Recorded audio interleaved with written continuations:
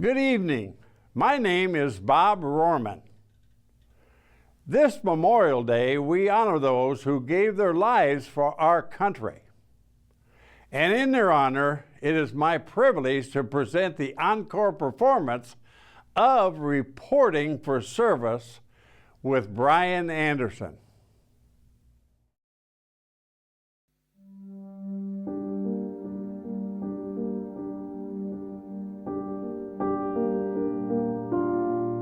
I don't want people to just look at that one thing that happened to me and judge who I am by that. I'm much, much more than just a triple amputee Iraq war veteran.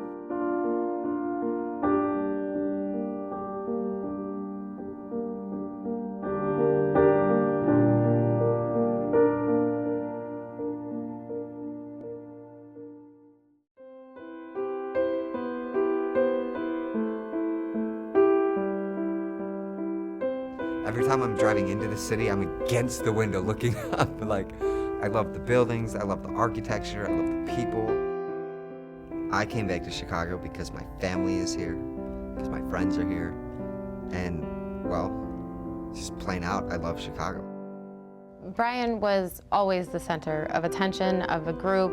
Wherever Bryan was, you wanted to be. I was really athletic as a kid. I played all types of sports. We used every limb, every muscle, every nerve, really, into doing what we were doing. That's what I really liked about my first job out of high school. It was physical, it was fast-paced, I was always moving. Bryan was incredible on the ramp. Whatever we were doing, he wanted to do, and he'd run circles around us. I don't know where he got the energy. I loved my job at American Airlines, but I'd wake up, I'd go to work, I'd get off, and I'd go to the same pool hall. I was like, I need to change. I need something extraordinary. I want an extraordinary life. He was very excited to go into the Army, to help other people, to stand for a cause just larger than himself. With his energy and his enthusiasm, that's the job for him. And then the date that I got shipped out was on September 11th. The nation is on full terrorist alert. At the top of the towers of the World Trade Center has just completely collapsed. Looks like it is in ruins it from the vantage point of appears looking where the as though tower something just crashed into lower Manhattan.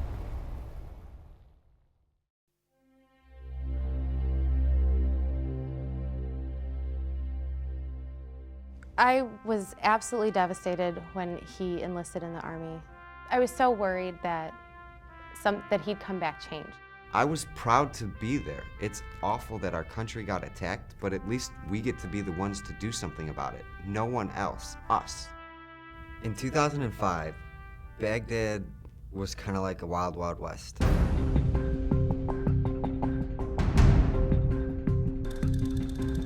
It wasn't a quiet city by any means. I was with a 411th MP company out of Fort Hood, Texas, and we were stationed in southeast Baghdad. When we left the wire, we had two main focuses. One, mission first, get the job done, and two, make it back alive. I thought I was either gonna make it home or I was gonna die.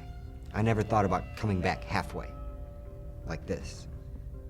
And I don't think many people do. It was hot as hell. It was around 11 o'clock in the morning. You know, we're doing 5 miles an hour. We're only literally a mile away from the Army base. So I took my right hand off of the bottom of the steering wheel, and as I went to go light the cigarette,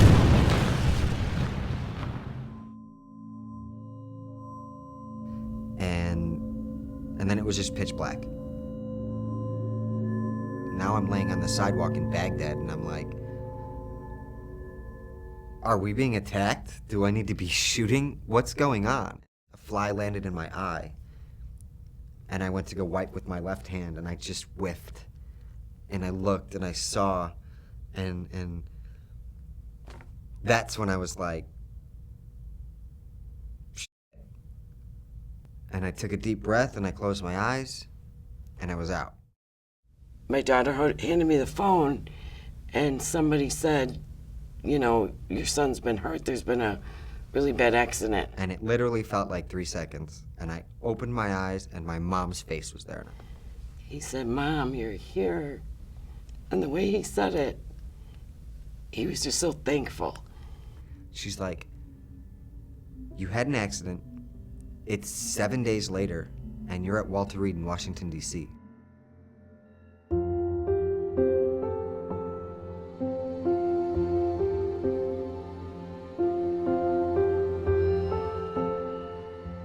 I was in the shower, washing myself, and I looked down, and then all of a sudden it got in my head, oh my God, I'm half a person. Oh my God, I'm half a person, and I lost it. I lost it. I can't imagine being in that position and how he would come back from that. But he did. He did. I said, this is your moment. I said, you got 2 choices. And he's like, well, I could roll over and die, or I could make something out of myself.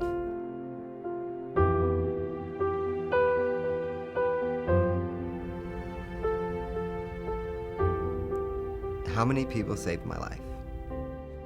Kenny, the guy that was sitting next to me, Michael Waite, the guy that put the tourniquets on, the helicopter pilot that landed in an impossible place, the doctors in Baghdad, the doctors in Germany, the doctors at Walter Reed, the therapists at Walter Reed, my family. This community saved my life. Chicago made me realize that life was still worth living. Good can come out of bad things. I've learned from Bryan that nothing can stop you from pursuing a dream, being everything you can be, never being able to say, I can't do that.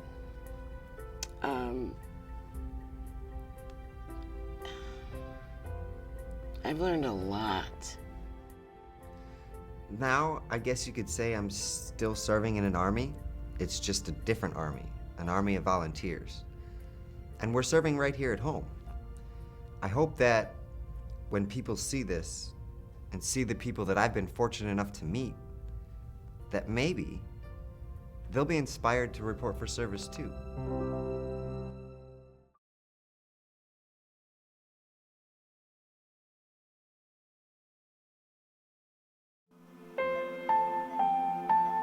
Being in the hospital can be overwhelming. It's easy to get depressed or even frustrated. I know that all too well from my time at Walter Reed. But here at Lutheran General, human and canine volunteers are making the healing process a happier process. Rue, Billy, Chiquita, Ralph, Piper, and their handlers have all come to Lutheran General today to put smiles on faces and assist in rehabilitation. The work is arduous and challenging. I'm seeing Jeffrey go through these struggles and these accomplishments, and I feel like I'm right back in therapy.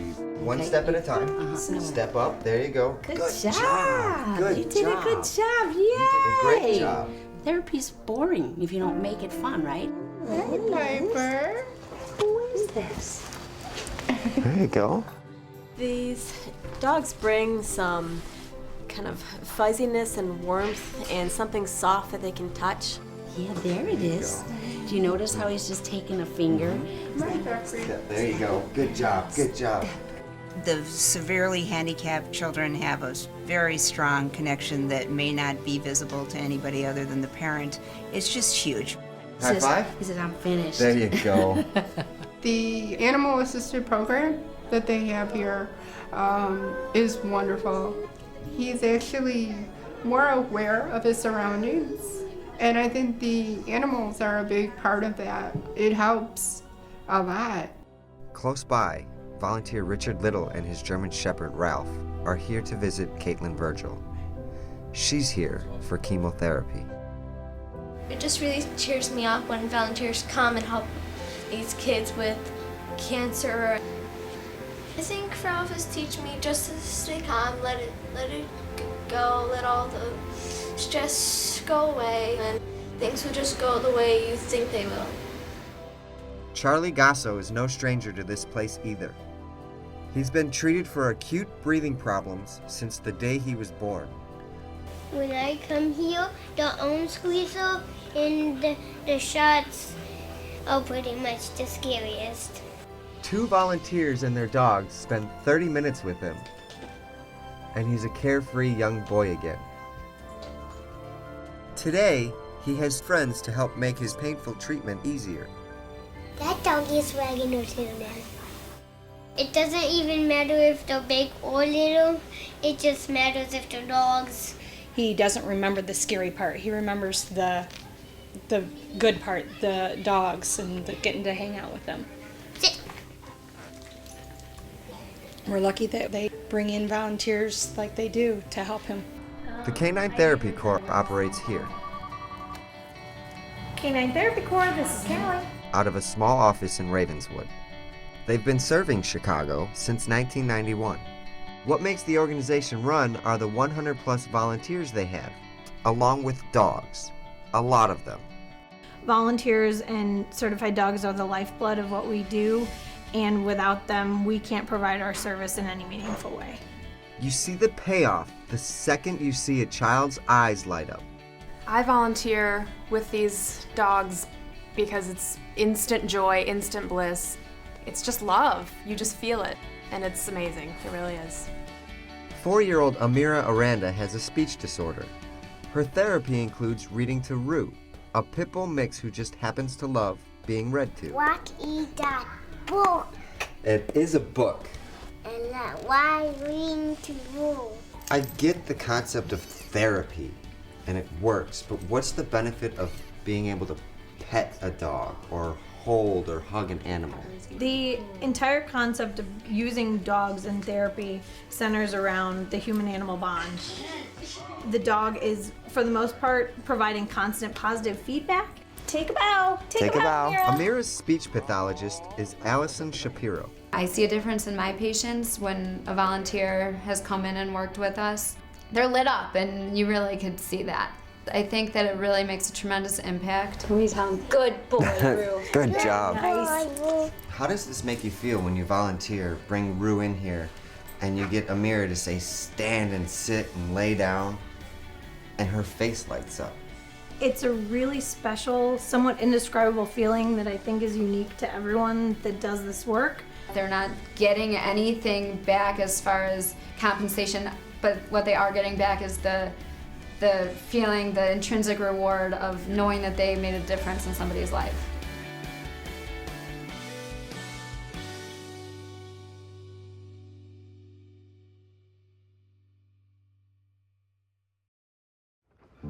What do you see here? An empty parking lot? Just wait a few more hours.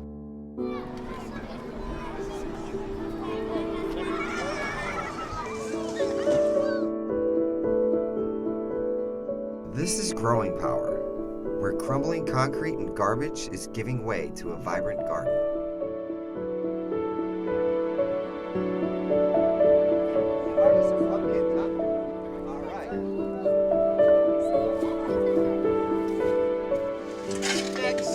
The staff and volunteers here easily engage an excited group of kids from the community. I'm here and I'm so excited! A new generation of Chicagoans is eager to get their hands dirty. To these children, this experience is magical. The teacher said we had to touch dirt because she said there's every kind of things in there. I don't want to squish the pumpkins. Growing Power lets kids from the surrounding areas come to the farm and learn by doing. They leave understanding their ability to work with the land, feed their community, and impact their neighborhood. How many people want to come and volunteer today? My friends were like, oh my gosh, is this really the farm? I mean, there might be beat up buildings and trucks, but right here is just its own little world where we help everyone. There's a lot of things we can do, and it's fun here. So I'm really excited to have, all kinds of folks descending on this place.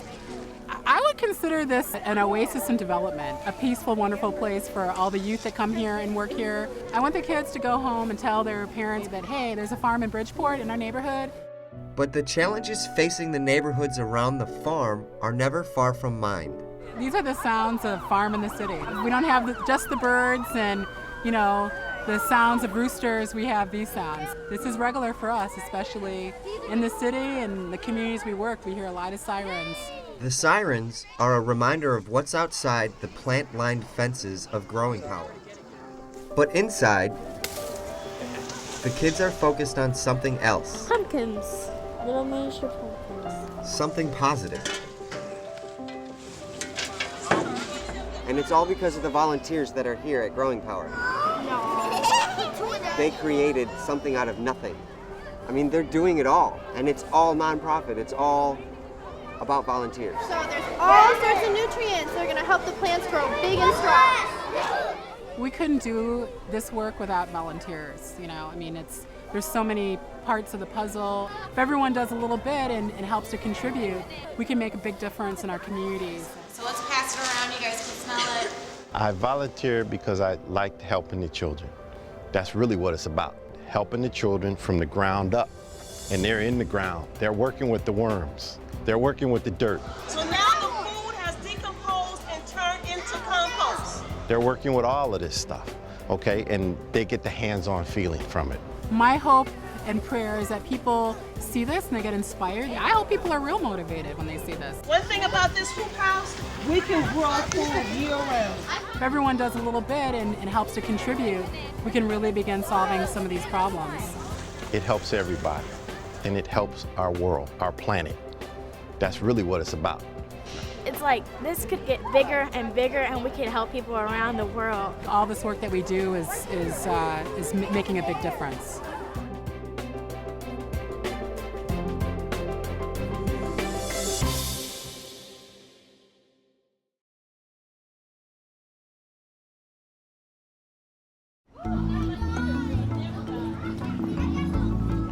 It's 3 o'clock and it's rush hour in the Bridgeport neighborhood of Chicago.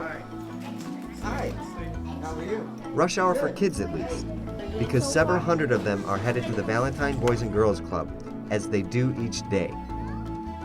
It's a second home for all of our kids. They arrive right after school. They're here until 9 o'clock at night. They're part of one big family, the Boys and Girls Clubs of Chicago, the Valentine family. This is one of the happiest places I've ever been in.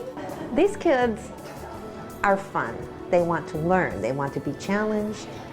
They want to find out new things. This is one of the places where we get to be silly and we get to have fun at the same time. They want to be kids, and they have it here. Jeff Sadowski knows the club well. He first came here as a young boy. I'm a product of the Valentine Club or the Boys and Girls Clubs. I'm a product of the Bridgeport community. It's because of the people that molded me, all the mentors, all the partnerships, all the volunteers, that I am who I am today. For over 150 years, the Boys and Girls Clubs have mentored tens of thousands of kids, steered them clear of trouble, and unlocked their potential. Some of them we've come to know rather well. But to each of the volunteers here in Bridgeport, every child is a star. Every child has unlimited potential. Kids in an environment like this learn that they don't have to have limits, restrictions. So heaven knows what they can become. Any one of these kids may become the next great actor, civic leader, or hero. I can see what the kids get out of this. What do the volunteers take home at night? It's very rewarding. It's inspirational. You could see in a child's eyes the impact that you have on them. A lot of these children don't have positive role models in their lives. Some don't even have parents. It's sad.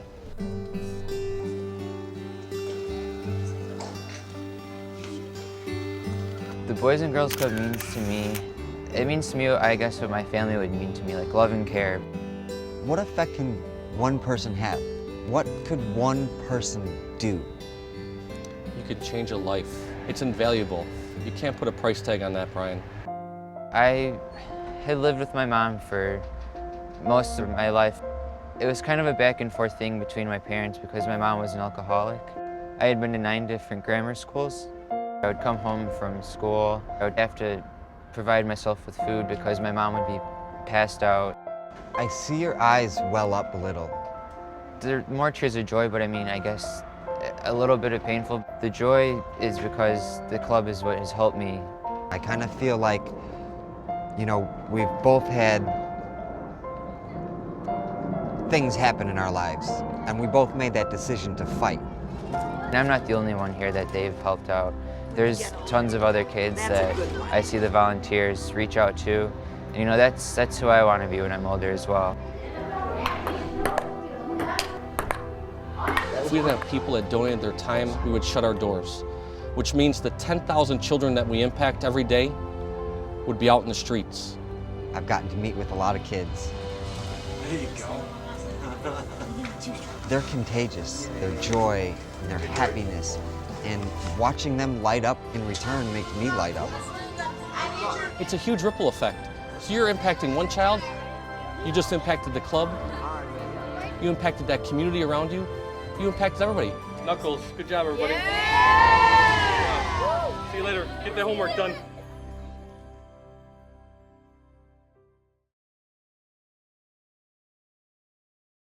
The shooting of 4 teenagers last night took place just 5 blocks from today's news Going back and conference. forth. Just shooting back and forth. We have more shootings than we have graduations in the 20th ward.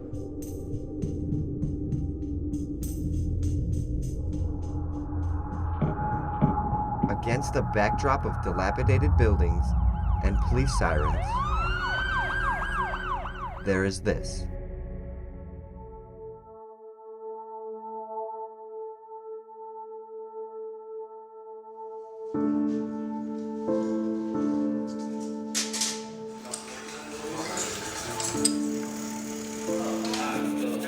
Blackstone Bicycle Works was founded in 1994. It is a place that teaches kids in the neighborhood how to work. They have the opportunity to play. We mentor them. That's good. Now just pull it. We teach them. These are kids from a very difficult neighborhood, very much at risk, and we provide a safe haven for them.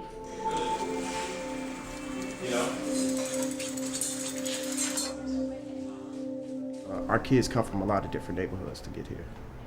You know, and they have to cross bad territory to get here. You hear about kids getting shot every day. What goes through your head as a kid is you're sitting inside and you're hearing all these gunshots go off? What's going through my head is I'm scared of my mind. Like, I'm a kid. Didn't want to get shot. Once easy prey for gangs, JT and hundreds of others who've spent time at Blackstone have emerged as strong role models in the community. JT is a kid who described himself as, having difficulties with gangs. He really has grown into a remarkable young man. He's just joined the Marines as of last week, and we're very sorry to see him go. He came through our program and fully inhabited it in every way. If I didn't come to the bike shop, I don't know where I'd be right now. I'd probably be in jail or doing the same thing every other guy in the 20-block radius is doing on the corner, nothing. He's a remarkable person who came through not just the adversity in the neighborhood, but personal adversity as well. So we're very, very proud of him. So do you say this place transformed your life? Yep, and it's doing the same for a lot of kids here. JT started out here just as these kids are, learning how to patch a tire or do a simple repair. They can earn their own bike by working 25 hours. But it's much more than just a repair shop. They're here and they get a reprieve, they get a break. They get, even if it's a break to do their homework and eat fruit, or just have an adult to talk to or exist in a safe space. So it provides a whole lot of stuff. It's sort of, and you wouldn't think that would happen at a bike shop, but it totally does. It's kind of cool how it comes together. Lindsay, she's a very good person. She helps us with our homework. She's a good volunteer. She's the type of person that if you need help with anything at all, she will help you. Is what you see here fulfilling? It's easy, it's a joy, it's something that's a lot more accessible and doable than you'd think. You do it when you have time for it. They can choose differently. They can go into the Marine Corps, they can go to college, they can do all sorts of wonderful things with their lives. It's fun. You're surrounded by really awesome kids. I think that I could do anything and be anything that I want to be, as long as I believe that I can do it. Yeah, every day I wake up and I see what I've become and say, it's a good thing that I came here. It's a good thing that I changed. It's a good thing that the events happened to me that pushed me towards the bike shop.